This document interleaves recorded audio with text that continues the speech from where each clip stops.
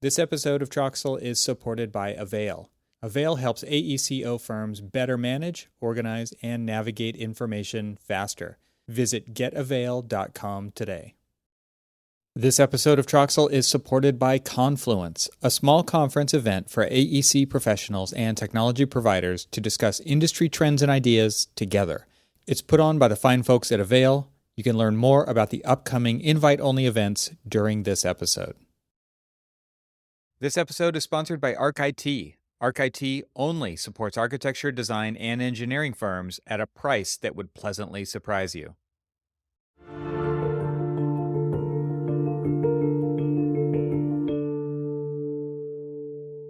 Welcome to the Troxel Podcast. I'm Evan Troxel. This is the podcast where I have a conversation with guests from the architectural community and beyond to talk about the coevolution of architecture and technology. In this episode, I welcome Dimitrie Stefanescu and Matteo Cominetti of Speckle. Dimitrie is an architect and programmer by trade and co-founded Speckle as an open source project in late 2015 while a research fellow at UCL. Matteo is Speckle's co-founder, and he was previously involved in driving automation and digital design implementation efforts at Arup, Foster & Partners, WeWork, and Case. Together, they started the company that is now accelerating Speckle's mission to transform the AEC industry. In this episode, we discuss Speckle, an open-source data platform for the architecture, engineering, and construction industry, which aims to make it easier for people to connect their tools and share data.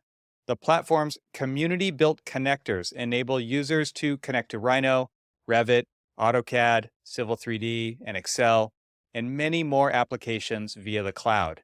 We also talk about how Dimitrie, Matteo, and the team are also exploring the integration of machine learning models and automation workflows into the platform, their belief that open source infrastructure is necessary for equitable distribution of value within the AEC industry, and that the industry should compete on the designs produced, not on the tools used to produce them.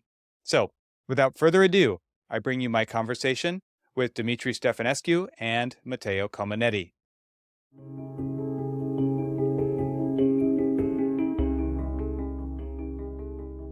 Matteo and Dimitrie, welcome to the Troxel Podcast. It's great to have you here today. Same. Thanks for having us. Thanks, Evan. It's a pleasure to be here. Yeah, this is going to be fun. The Speckle team, the co-founders are here. And how many years has interoperability been the buzzword for all things AEC tech? Quite a few, yes. Quite a few. I remember that being a specific keyword that many people on my team in the digital practice at our firm were searching for at Autodesk University, because this was the problem that we were all trying to solve, was how to get files and data between apps for so long. And I think it was Scott Davidson from the McNeil team who came on to the show, and he coined the term file formats are terrible, right? Like files in general, we've definitely seen a huge move away from files, and instead it's all APIs. It's all about streaming data back and forth. And you guys are right at the center of that. So let's go back and talk about how Speckle started and why this is something that you've committed yourselves to taking on as the challenge. Okay. Yeah. So there's going to be let's say an answer to that question that we cannot give fully. Like there's a little backstory to, a bit of cloak and dagger and mystery. All right. But the official version goes like this. Nice. Essentially, I was in UCL, a Marie Curie fellow, after a stint in AEC, like being a normal architect. And I was tasked with looking at why is the industry so lagging so much behind, essentially, many other industries who are profiting from the quote unquote digital revolution. And then obviously interoperability came up. As you said, it's an obvious place to look at. And with Speckle, when I started it off as a research project, basically, it was literally started on the assumption that actually maybe it's not necessarily interoperability that's the problem. It's actually getting people to talk with data, right? Interoperability is the process through which they do that, of course. But Speckle tried to provide essentially an alternative answer to essentially making files work together, like being able to import the proper Rhino file into Revit, or going through endless tedious IFC exports. And I was super lucky to find the best co-founder ever in my first contributor to Speckle, essentially, Matteo. And I'll hand over to his side of the story now. Yeah, I was lucky to come across Speckle, I think, in the first place. I was actually at the time working on something very similar, but as many AC firms, it was quite a corporate environment. So we were not allowed to share any of the tools we were developing. Even, having a very nice open source project out there that we could have contributed to I wasn't allowed. So I decided to do that on my own, on my free time. And I met with Dimitrie at a pub, and, that was a bit the start of Speckle, as we know it, I think. I think the first step was a Dynamo connector. Is that right, Dimitrie? And then from there, yes, indeed, continued adding pieces to it. But I think, you touched on something important, Evan, which is the interoperability bit. And I think we're trying to move away from that concept. I think interoperability is a bit of a trap. It's a word with, lots of meaning, very loaded. We're trying to change it to be more connectivity. And I think that's what we're trying to enable at the moment. The cool thing about what you guys have done is you're basically connecting everything. And you talked about connecting, right? Being the basis of the shift in thinking. I think that has words matter. The words that people use matter. And so this idea of connection is so important because there are so many little silos, and they're silos for good reasons, right? There's design applications, there's documentation applications, there's, right, like Excel, there's things where you need spreadsheets. You need these tools for what they're really good at, and you want to use the best pieces of all of those tools to do the things that they're the best at. And until the day comes when there's the one ring to rule them all, which hopefully I would hate to put all my eggs in one basket, like really the idea is using the best tool for the job, right? We've all heard that cliche, that saying over the years, right? And so that's really what you guys are enabling. Give us an idea of the timeline here of when Speckle kind of started and then let's start to kind of piece together the timeline of what you've tackled along the way. Because to me, this is an old problem in AEC, but it's not a really old problem. I guess it's always been an old problem, but a lot of people have tried to tackle this, and I think they get really specific about connecting this one thing to that one thing. And you guys are trying to connect all the things. Almost all the things, yes. Timeline-wise, I think, yeah, almost, there's a limit to our ambition, of course. Timeline-wise, I think the first line of code that had Speckle in it as a word was written sometime maybe late 2015.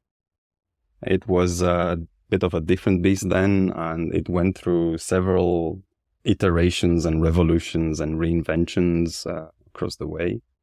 One funny part of this early timeline of Speckle was that Flux came out of stealth just as, let's say, incipient version of the Speckle we know now was being born. And Flux came out, and I think I don't remember. I looked at Matteo and we said, like, should we shutter this down? Should we just jump on Flux? And, actually there was the decision, okay, no, let's keep on doing this because it's worthwhile, Flux doesn't do what we're doing. It's very close conceptually, but there's also the whole kind of different political agenda that we had by being open source that we want to keep alive. Right. Mm-hmm. Then, I think in 2020, Matteo and myself, we were kicking each other in the proverbial place, and we decided to, go out and see if there's a way to kind of move faster, because we possibly were getting a bit bored to try and solve this problem from inside the industry, from within an AEC company or another. Mm. And that's when we first raised. Yeah. At the time we were, so to say, that's when the company was born. At the time we were quite naive. We had no clue what raising funds was, what a go-to-market strategy is, what that pitch deck was. So it was a bit, almost unintentional that we started raising, spoke with investors, we found some amazing partners along the way that, understood open source, and they gave us the conviction that, VC money is not bad per se. You just need to find the right partners and be aligned in mission. And, they gave us the right, resources to start Speckle as a company.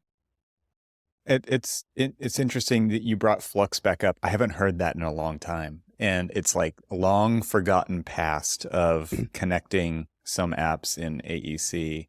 I'm sure it's near and dear still to some people. You do hear it come up in different presentations of kind of going back and talking about the history. How did you guys feel when that went away? I mean, you guys obviously outlasted them. You've played the game of Survivor better than they did. I mean, like you said, they have different motives for sure. And I'm sure that had a lot to do with it, of what they did or did not find as a response from the AEC industry. Kind of talk through that part of it, because I mean, did you feel like this weight lifted off your shoulders, or was it more like then you doubled down, or how did that whole thing play out in your guys' I think we were not very well positioned at the time to double down and to accelerate. My first reaction was, thank God I didn't stop working on Speckle, because otherwise my PhD would have been dropped out. Like I wouldn't have essentially access to the data that I needed to do my research. Second reaction was, oh, look, there's a bit of a panic inside the AEC world, inside the cool kids club of computational designers, so to say. And that's when we tried doubling down, but actually we didn't have the resources to scale up development to the extent that we would have liked to.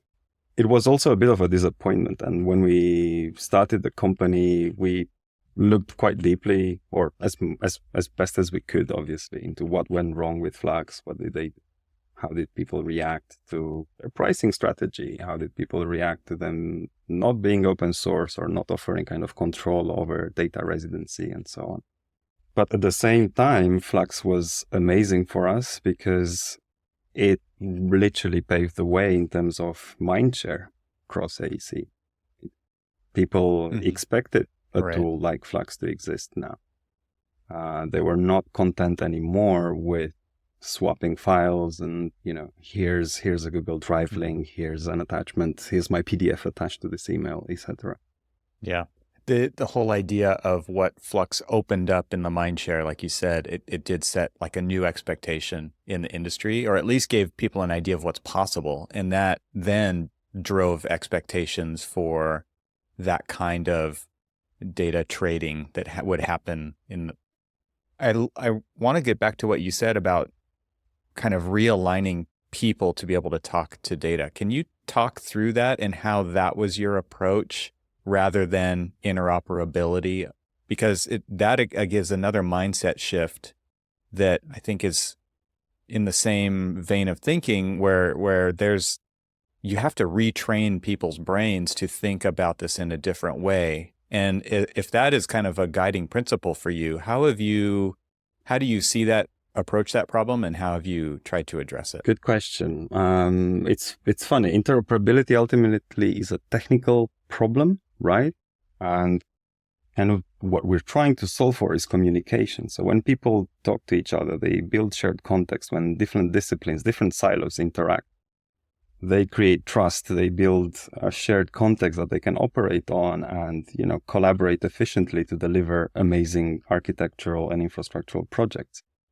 Now, when the industry kind of forced architects and engineers to focus just on interoperability, which is purely a technical problem, like that degraded relationships in between the silos on a human level, on a social level. And then by thinking about exchanging data as a communicative process, right, through which we want to enable these different stakeholders to have a better working relationship together, we're actually bringing them back to what it should have all been from the start, in a sense. It's not about how do I process your file. It's about what information do I get from your file, from your design, right? So it is funny. It is a mind shift, but I think we're still pushing the industry to move in that direction. Those are the most difficult things to do, I think. The one way to say it is behavioral change. Yes. Right? Like but I don't think people like to hear it that way. People don't like to change their behavior. They think, I'm fine. What do you mean I need to change my behavior?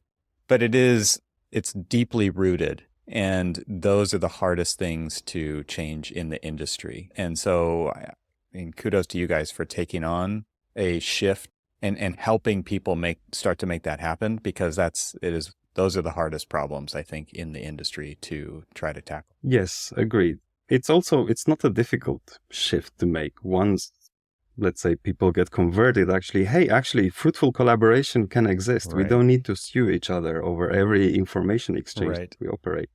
Right. So it becomes, the Right. whole atmosphere detenses, and it's much better. And you realize, okay, there's actually joy in working on a BIM model together. We don't have to be at each other's throats about who made the last change and so on. We can just go check and see why, how. This episode is brought to you by Avail. Avail is the content management system you deserve. With its beautifully simple interface, Avail makes it easy to manage, organize, find, and use your information. Designed by designers for designers and engineers, the Avail platform takes advantage of visual acuity, allowing for a visual audience to identify what they need in a couple of clicks. Avail is designed to serve any content type from any file location and allow for simple, fast deployment of your content.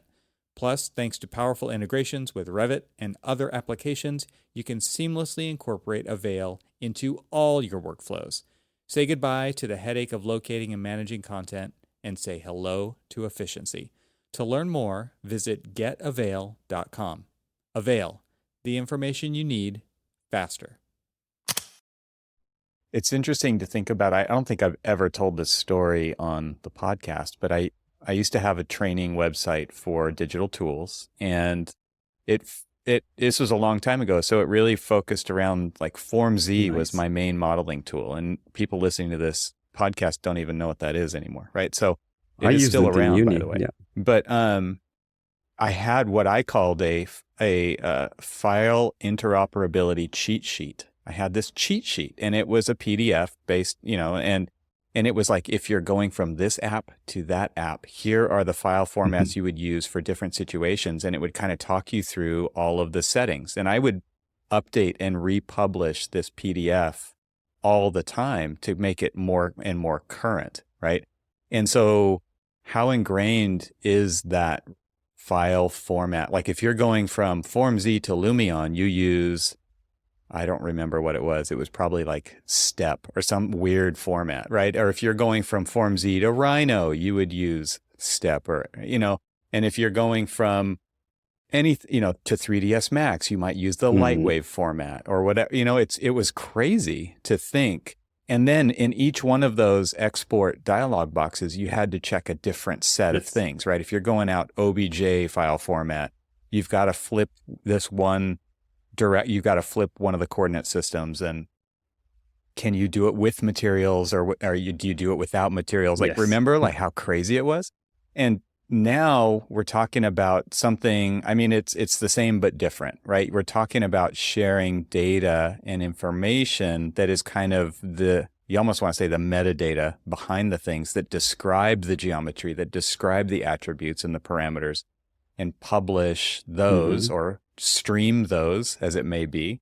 And I think about it kind of like the music industry, right? We used to share songs. We used to share, some people, everybody was on Napster back in the day and downloading these files. And now that streaming services out there, and the information just gets pushed out to you as you on demand, right? As the user wants it, here it comes.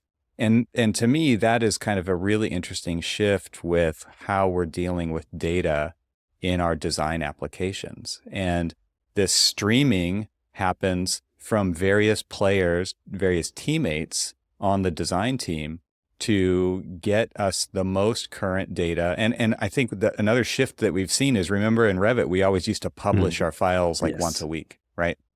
Friday afternoons, the newest architectural model, sync to central and share it on the FTP site. For a long time, it was like that, right? And then all of the consultants would download the model and look at what the changes were, or try to find the changes if they weren't using any kind of change tracking system. And you can just kind of, it's interesting to go back through the timeline and see how much things actually have changed in this, but also kind of what we take for granted nowadays. Once the light is seen, like Dimitrie, what you were just saying, right? Like, it's not a hard behavioral shift. And once people see it, they actually see the value in it, but actually getting them to pay attention that there is a better way, I think, is the hard part, right? It's very interesting to see, but now we're streaming data back and forth on demand. And that, I think, it's a sign of the times, right? We're seeing this in many adjacent or other, things that are going on in our lives, but we don't necessarily think of it the same way. Yeah. I just wanted to say that I think, the streaming of data, that's just the start for us. What we've noticed is, as soon as this data is actually accessible in a central place, it's not just going from A to B. There's so much more that you can unlock, right? So, proper collaboration and communication, are instantly available. To get information about your model, you don't have to open it up, use complex APIs to export quantities or information about it. You can now use modern technologies, APIs, SDKs to get information about your model. You can actually parse that information in tools like Power BI.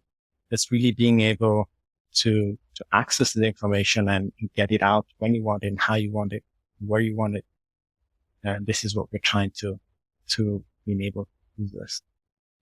Great point. I think it would be great to actually kind of set the actual idea behind what Speckle is doing right now. And because maybe even people out there like me think about Speckle doing one thing, and that is sending data from this to that. But like you just said, there's like this central repository, and you can do so many other things. So lay the groundwork for the audience and tell them exactly what your vision is for what Speckle is doing. Well, I would start with our mission. Yeah, that we have a very ambitious vision here. Go, Matteo. Sorry. Yeah, sorry, there's some lag again. I would start with our mission, and it's to enable everyone to access, consume 3D information. We want to democratize three-dimensional information. This means making it easy to access, consume, parse, understand, and communicate in general. Speaking 3D is a bit our motto at the moment, and we're doing it in, let's say, across three different pillars. One is interoperability, or as I said before, connectivity. We prefer calling it collaboration. This happens online. Once you have all the data in a central repository at that phase, at the object level, people can query and access information about every individual object. You're enabling, collaboration across the different stakeholders, across the different designers, across the different people involved on a project. But you can also then enable automation and workflows that automatically, do something on top of your data. And here we're taking inspiration on tools that developers are already used to, like CI and CD, being able to create dashboards, being able to check the quality of your building, and being able to, just run custom logic on what you've done. This is the third, let's say, main direction which we're pushing Speckle. And I'm sure Dim has something to add. Not really. I think globally, why our vision is ambitious is because we're trying to kind of own the data layer within architecture, engineering, and construction. And why we're trying to do that is because we see data being captured by private clouds offered as a subscription. And these are designs that you make and you produce. This is your intellectual property. And currently, there's no alternative open source solution that would give you a way out, from an endless lifetime subscription to Autodesk or to Trimble or to Bentley. And Speckle is positioned, and this is kind of what drives us there also as developers. We believe in creating value across the board rather than just for a few stakeholders. So that's the political, let's say, addition to it. One thing that you said there that I don't want anyone to get hung up on, so I'm going to give you a chance to just change your words a little bit. You said own, and I know you don't mean that you as Speckle want to own the data? Like you just talked about how Our users. there is intellectual property being exchanged. Yeah, your users. And so you're creating and enabling the collaboration to happen, but that data, you're not interested in owning that data. Absolutely not. No. It is your property, and essentially you can control where it exists and how it exists and for how long. Great. So how are you doing that? And you talk about this kind of, I don't know if you want to call it a common data environment, but a common location where the data, like you're saying that the data is kind of sitting in the middle, and then all of these things plug in and plug out of that repository. And so talk about how you're tackling this problem. I mean, I know you guys have so many pieces to this puzzle going on. So talk through exactly what people, like set the expectation of what it's like to use Speckle, and then maybe we can talk about some use cases after that. Okay, absolutely. Out of the box, to pick up Speckle, it's very easy. We offer a Speckle server that is hosted and maintained by us. You can subscribe, and that's it. You're off to the races. Now, how we resolve that problem of data residency, ownership, and so on is that each company or each team or each project, each consortium can deploy their own Speckle servers without interacting with us in any way. So if you have your own requirements that are a bit more special for large infrastructure projects, for example, you can deploy your own Speckle server without going through us at all. You can deploy it in whichever cloud provider you want, or in whatever infrastructure you want. We've taken great care to make sure Speckle is very agnostic. That is and just real quick to jump in right there, there are a lot of projects out there that have this kind of privacy requirement, right? There's absolutely GSA projects, where it is absolutely not allowed to go into, be hosted on maybe whatever Autodesk cloud is called today. But also, any other one either, right? Mm-hmm. And so they have to stay on premises. So you're saying you can actually spool up your own instance of a Speckle server running on premises that then your various teammates and collaborators and consultants can all publish to and pull from. Absolutely. And we've seen Speckle used in so-called air-gapped rooms, where essentially people leave their phones outside, but within they've got the infrastructure required to essentially design, model, and that includes a Speckle server. So great. So let's talk about some of the connections that happen here. So I know that you have this, I've downloaded and installed the Speckle manager on my Mac, and I loved, like, that was a cool thing to see happen, that you're not leaving us Mac users out, because I do use Rhino on my Mac, right? And I do need to talk to other people. So cool. Thank you so much. But like, give people, and I know you're pretty much agnostic to hardware and obviously application subscriptions and things like that. Like you said, one of your goals is to allow people to access the data without having potentially a subscription to any particular application or a license of. Doesn't have to be a subscription, right? It could be a whatever. So the idea is, though, that people can see the information in 3D geometric form just through the web browser as well, right? So maybe paint a picture of what that is, what's going on there.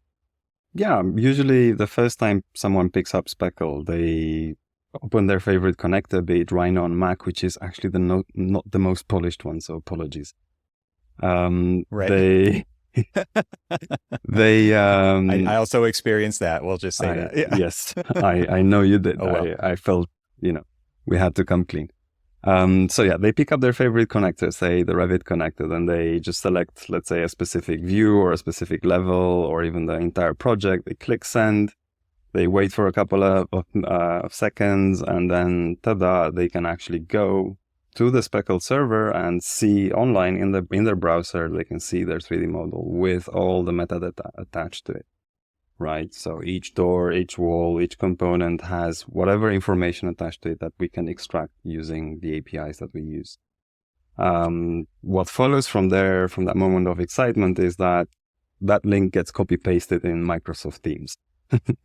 So yes. Here This is and where it goes to everyone all at once. and it goes to everyone all at once. And then here, like depending on the let's say access settings on that specific project, they get to see it or they don't. Like always, the project owner can choose who they share with, and how much access that they have. Beyond that, the next step is that people usually take is like, hey Joe, why don't you try receiving this inside Rhino so you can coordinate your complex facade design with my latest BIM architectural model? And then Joe picks up the Speckle connector, hits receive, and then tada, he gets a representation of what came from the Revit model, for example. That then he can start aligning his either Grasshopper scripts or facade designs to. And it doesn't stop there in large enterprises, actually, where we are actually seeing the developers figuring out, oh, look, I've got all this data. Like I've got all the fire ratings on all these walls and doors. I can finally run those those checks that I'm kind of running manually. Can now run them automatically with a Python script. But that's kind of a much later stage of it. I'll hand over to just Matteo. to add on top of what you were saying, I think this is what the user sees. What is happening behind the scenes is quite interesting. We are not just, first of all, we're not dealing with files, as you mentioned at the beginning of the podcast. We're working with data. We're working with in this case, the Rhino API or whatever the host application is, extracting the geometrical information, metadata as raw data and sending it to the Speckle server. What this means is then it's possible to programmatically query, any of this information without, needing a specific software license, without, having to pull the entire model. You can just get the pieces that you need. The second very important thing is that every time you hit send or publish, every time your model goes from the host application to Speckle, you are creating a version of it. So it's always possible to go back in time and see what are the changes. And one actually very exciting features that we are about to release is being able to see visually versions of the same model after you publish. So being able to see, who's changed what and when and how, it's going to be much easier. And this is really opening the door, for many things that we can then enable on the website of things, such as, maybe issue tracking, class detection. There's so much that, we constantly being requested by our lovely community members in terms of, we love to do this in a web native environment. When can you do it for us? This episode is sponsored by Confluence. I've invited Randall Stevens, the CEO of Avail, to tell you about it. In 2019, we held the inaugural Confluence event, which was designed to bring together the product managers, the technology developers that are working on the products used daily in the AEC industry, and put them in the room with the design technology leaders from the practice side that are actually implementing and using these technologies.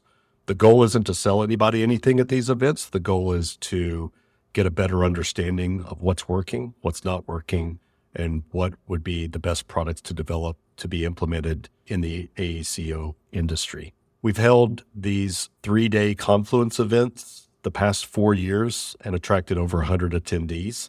We have an exciting agenda plan for our annual event in October. The theme this year is going to be focused around AI and machine learning and its applications in the AEC industry. You can learn more about Confluence at getavail.com/confluence.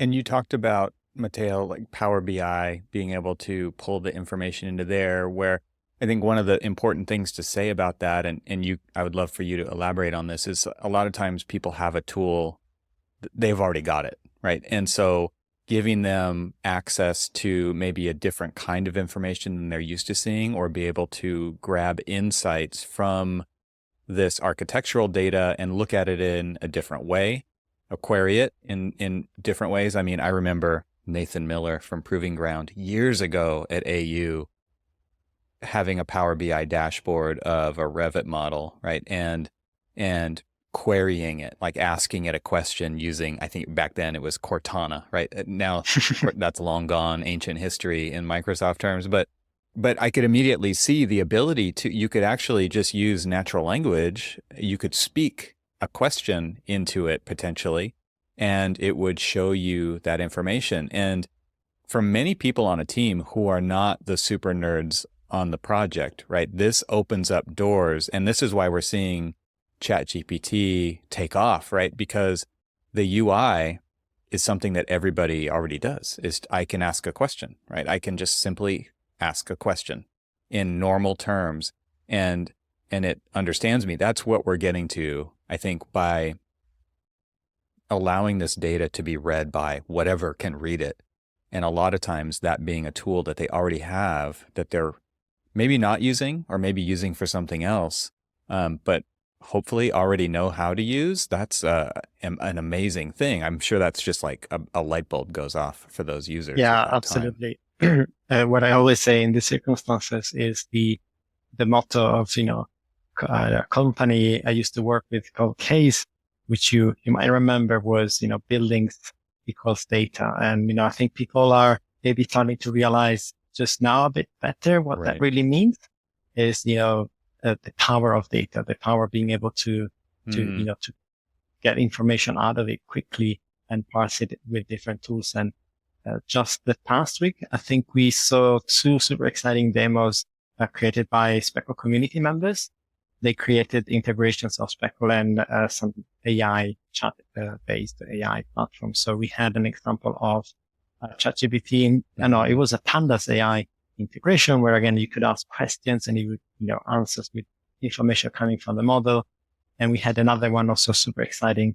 It was using Longon AI and the Speckle comments. So within the 3D viewer environment that Speckle offers, you can, add comments. Usually it's users who post comments. And in this case, you would have an AI replying to your own comments and answering any questions you had on the model, on the selected objects, and also on any attached PDFs or files that were attached on the comment themselves. So you can really see how, having data that is more accessible, is extremely powerful. Being able to parse it with Power BI, business intelligence tools, brings extreme value to our users. And our Power BI connector is one of the most successful ones, I would say, which I didn't expect. And then tools like, AIs, they're just making it easier for us to access and consume this information, really taking a lot of the effort of dragging, dropping components, parsing the data. The whole idea of, and this seems so basic, but I don't know that maybe not the audience for this show, but the wider audience, the people that those people deal with in their firms. For those people to be able to just say, show me all the fire rated walls in this project, that would be a big deal, right? Because humans are so good at pattern recognition, right? During the QA, QC process, that could be an invaluable tool. Show like how I could just say, how many classrooms are in this school, right? And just to double check that we're actually meeting the program could be such a big deal. And it's those kinds of basic things like that are overlooked, I think, when we talk about kind of the density of the information that is encoded into these models, and actually being able to filter that's what our eyes, that's what our senses are doing every day, right? We're filtering out 99% of the information so that we can actually deal with whatever's right in front of us. But that information is also in our models. And for us to quickly, with natural language and our eyeballs, say something and then see something, I think is just the opportunities there for, quality control, one thing, but just making sure that we're actually on track. That to me is just such a huge, huge thing that you are enabling people to be able to do. It's really fun to watch the technology advance to the point where because somebody just asked me this question, like, what's one of the biggest problems in AEC? And it's like, it's not easy enough for more people to get involved, right? The stuff that you're talking about, this is why it is so hard to adopt tools this is one of the big reasons why we are behind. You talk about coming at it from this collaboration and connection point of view, but we all know how complex it is. We know that the projects are only getting more and more complex. We also know that innovation is happening at a pace that will outstrip adoption any day of the week and is only getting bigger, right? The gap is only getting bigger. So to see this kind of excitement around the large language model, chat GPT style AIs out there to be able to reduce large data sets down to simple queries, I think that directly applies to the work that you all are doing, and it could really help the adoption of technologies like what we're talking about. Yeah, agreed, 100%. And here, kind of what we're most proud of is that it's not us that built that integration, it's our community that built it. And this kind of like literally gives us a sense of, okay, we're getting there, we're making it. Because part of the reason Matteo and I like dedicated our lives pretty much to Speckle is because we wanted to scratch our own itches, which was back in the day, you know, use clunky APIs coming from one vendor or another just to get some very basic metadata was always not a trivial task, right? And now, and that's what we're building. We're building that infrastructure that we never had in our, let's say, AEC careers. So to see our community doing this, it's literally thrilling. It means we're doing something really good. So very cool. So give us an idea of the kinds of connectors that are available in Speckle. Because it's a big diagram. Right? It's a big diagram. It's gotten a lot bigger over time. Yes, we went through a phase in which we kind of expanded to see what sticks, because there's a bit of a discovery process. Which are the workflows that are most required, that are most painful within AEC? What are the problems there? So we have quite a few of them. Now we're going through a phase towards which we're kind of, okay, we know which these workflows are, and we're focusing on a core set of connectors. So we are connecting essentially to Rhino, Revit, the usual culprits, AutoCAD, Civil 3D, ArchiCAD in a very early beta stage currently. There's Excel, of course, because this world runs on Excel, and people like to dismiss Excel, but we think, no, there's a lot of embedded knowledge in Excel that needs to be, you know, given a place to manifest and interact with other places of AEC. So let's go down that route. Blender is a hugely successful connector as well, because it's open source. Visualization workflows are important for those eyeballs that you mentioned. And kind of that's a picture of the constellation. We also integrate with QGIS and ArcGIS. We have some structural connectors. I think you were forgetting about the Tekla, a bunch of CSI products. We also have some Bentley connectors that were actually community contributions from Arrow. So kudos to them. And I think those are most of them. It's 25. So at least it's let some flip times. Thanks. Wow. That's a good number, an easy number to remember, right? Fantastic. So let's go down the open source road. And you mentioned, Dimitrie, that the contributions have kind of opened the door for this integration with ChatGPT, but just the idea of being open source, you kind of laid this out earlier in the conversation, and the value that can deliver to users potentially not being locked into a lifetime subscription, I think is what you said, Matteo, you know, paraphrasing what you said. But give us an idea of why that's important to you, and how that shapes your decision making, because people have solved some of these problems. Maybe they're not looking at this holistically, and by people, I mean the vendors that you talked about, right? They do try to solve problems for connecting their app to other apps. Like we've seen the tremendous amount of work that McNeil has gone through for Rhino inside Revit, right? For example, or now we're seeing Forma coming out from Autodesk and this cloud of connectors and all these things. So you're not alone, right, when it comes to this, but you tell me, are you the only one out there that's doing this in an open source manner? And like, why is that something that you've built your company on? Yes, we are the only ones doing that in an open source manner. So when, you know, smart people ask themselves the question, what is my office's data strategy for the future, right? Then they don't have many alternatives to look at.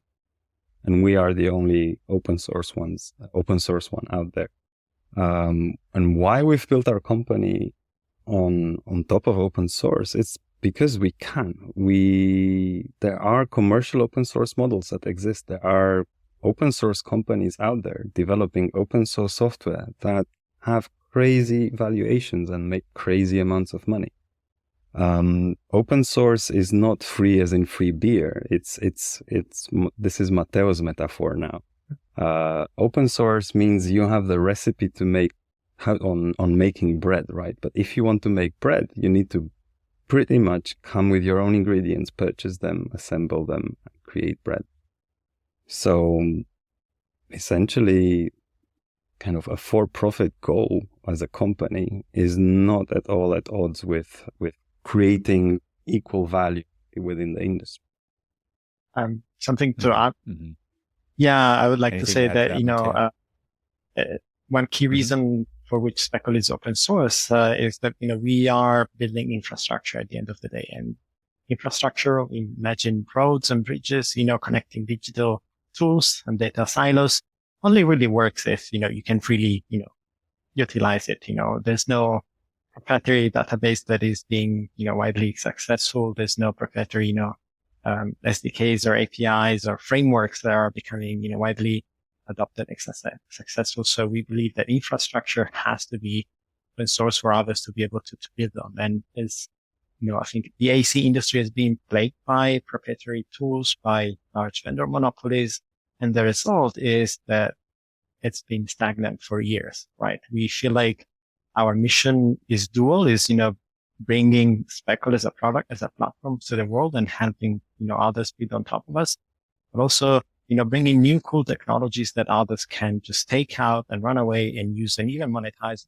We have a very permissive open source license, Apache 2. And so we've already seen people, kind of ripping off parts of Speckle, building on top of them, utilizing them. And for us, it's great to see because it means, we're doing something useful that goes beyond from building a company, building a product. We've seen our viewer, which is now better and more powerful than ever, being used in all sorts of applications. Same goes for, some of our connectors logic. We've seen others bundling in some of our connectors. It breaks some of our licenses, but it's okay. At the end of the day, they're doing it, to help everybody advance. And, we're fine with that. Is your firm suffering from an illness common in the AEC industry?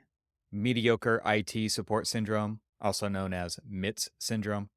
Common symptoms include not submitting a ticket because your IT provider takes too long to respond, losing access to your files and having to deal with the issue yourself, or not getting advice and guidance on the latest tools and software because your IT provider doesn't understand your business. When you're focusing on these problems, you are not working on your next big project.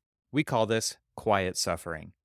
If you've ever thought about your IT support as it could be worse, it's time to shake things up and get back to health with your IT.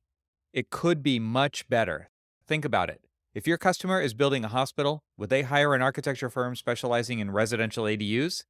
Why are you putting up with a mediocre IT service delivered by a generic IT provider?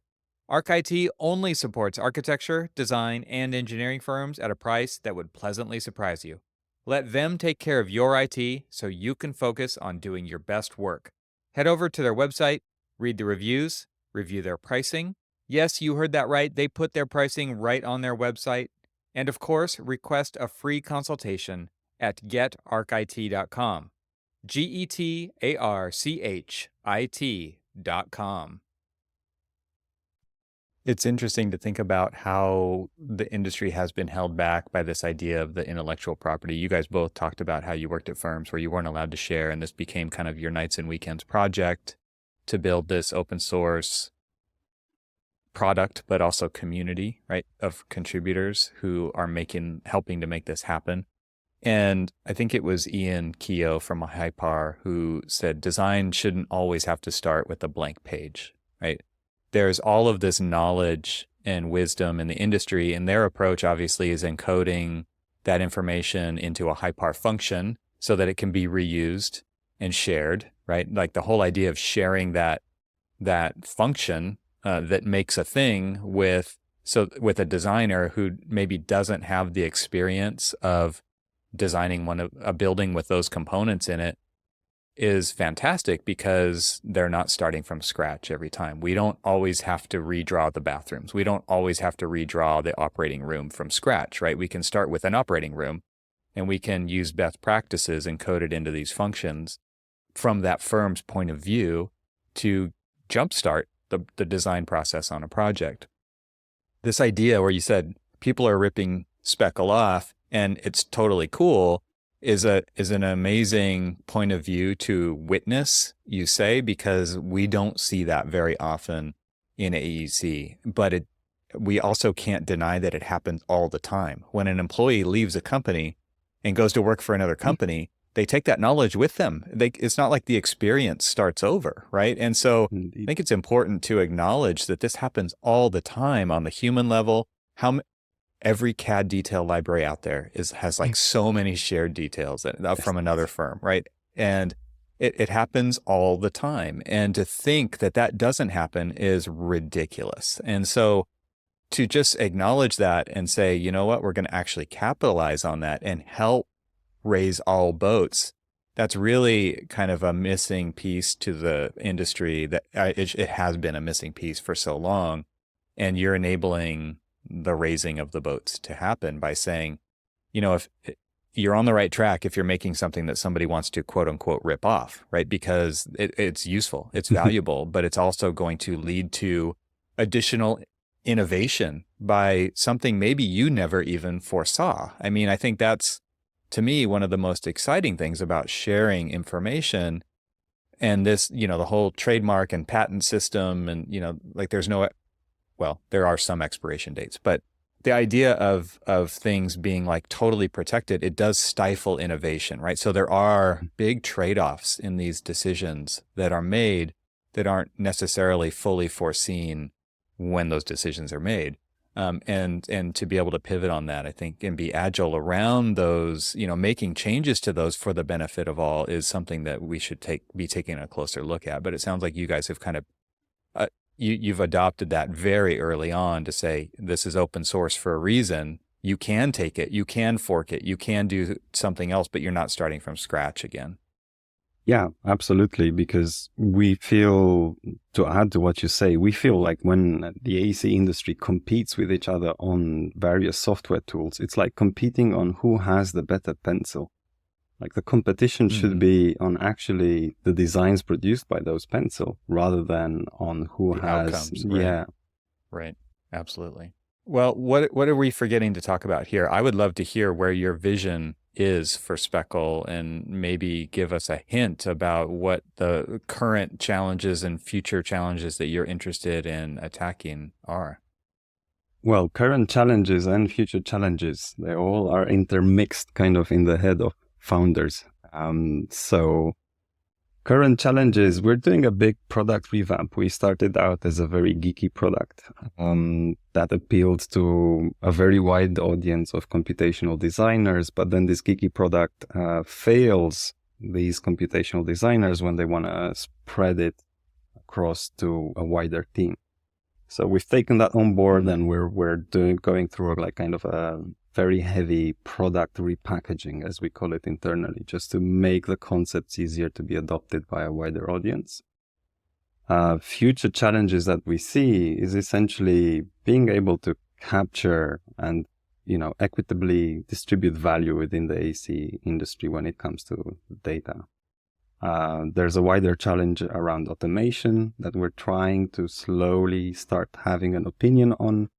These are places where things like Hypar or Pollination Cloud are already operating in that space, and we want to enable them to operate with an even bigger impact, and we're looking at how to do that. Those are top of mind challenges right now. Yeah, and just to say, I think we are, flirting with AI. We definitely see Speckle as a data platform. That's where you want to host all your, say, historical projects, and being able to run queries, see patterns, get suggestions on. We haven't yet kicked off anything officially internally, but we know that Speckle is the perfect platform for running machine learnings, or AIs, or anything data related. So we are still exploring, playing around with things at the moment, but we see Speckle playing a key role. And as I was saying before, seeing community members that build tools on top of what you've done is the best form of validation, right? Yeah. And as Matteo was talking, I realized kind of what our biggest challenge that me and him, we like to complain about often is the opportunity is so huge within the AEC space for innovation, for disruption, for bringing these machine learning models and putting them in the hands of everybody, from enabling these collaborative workflows, developing new connectors, focusing on extra workflows, improving our viewer, doing that. So our biggest challenge is doing all those things well and fast enough. This is where we are really trying to find the best way in which we can move even faster than we're currently moving. And what you said to kick that section off about making this more approachable to an even wider audience, I think gets back to that idea where I was speaking about it's too difficult for so many people to get into this. And so really, what would this look like if it were easier as kind of a guiding principle? I think that a lot of software companies could work from, and I think they are. I think we are seeing that. We're seeing, the smartphone changed everything, right? There's an app for that. The UI matters. It's so it matters so much for adoption of a tool, and for you to get adoption of Speckle out there, it really has to be so intuitive to use. I think it's one of the things that Apple or Steve Jobs or whoever was so good at, was like, you already know how to use this. Like, there's no learning curve, right? Like that was really kind of a game changer when it was like, no, the tool is more powerful and it is simpler. I think that's that special secret magic sauce that, is really the convergence of those things is what enables something to take off. And so I hope for the best with what you guys are doing, because it's a tall order. The bar in the AT industry is quite low. If you look, the interfaces of most of the tools that people have to use on a daily basis are not, the best. A lot of the shit that we get from users is, I love the, Speckle UIs, the interface, the clear. But we instead want to set our bars very high, and as you say, trying to make them as user friendly and intuitive as possible. So definitely a big challenge, nonetheless. Well, tell everybody where they can find what you're working on, follow along, and contribute. I think an important piece of this, because you are open source, I'm sure there's a lot of people listening to this who would be interested in not just using, but also maybe they have an idea or they want to see what's going on under the hood. And so I'll include links to all these in the show notes so that people can easily click on them, but I would also love for you to say them to them. Absolutely. So probably the best place for a person new to Speckle to look at what's going on is our community forum, which is speckle.community. I know it's a strange URL, but it exists. Then our GitHub organization is Speckle Systems. And then obviously our website, which is speckle.systems. Probably the most fun part is our community forum. And if you want to try Speckle, you haven't tried it before, you can get a free account, unlimited resources that you can create, unlimited projects at speckle.xyz. So you get an account if you haven't yet. Yeah, I think everybody needs to take it for a spin. And because you have 25 different connectors, it won't be difficult to find one to play with. And then that opens the door to the next one. And then the dominoes start to fall, which is fantastic. So thank you both for taking the time to have this conversation, get the word out about what you're doing in the open source community, in AEC. An incredible undertaking, and thank you for all of your work. And I'm so happy that you did find funding to actually be able to scale up and bring this to a larger community than you could nights and weekends or just toiling away with a small team, and really being able to expand the team. It's a big deal, and it's great to see investors who are willing to take a risk and work in the AEC sphere if they weren't already. I don't know the makeup of your funding, but it seems like a worthy problem worth funding. And so, I'm rooting for you guys. This has been a great conversation. Thank you, Evan. The same. Thanks for having us. And thanks also to all our supporters. We wouldn't have made it without our community, our contributors. This is really a shared effort. Especially the crazies who joined at the beginning, Alan, Claire, and so on. Yes. Great. All right, guys. Thank you very much. Thank you, Ivan. Thanks to our sponsors, and thanks to our members this week. Find out how you can become a member at trxl.co, and I'll talk to you again next week.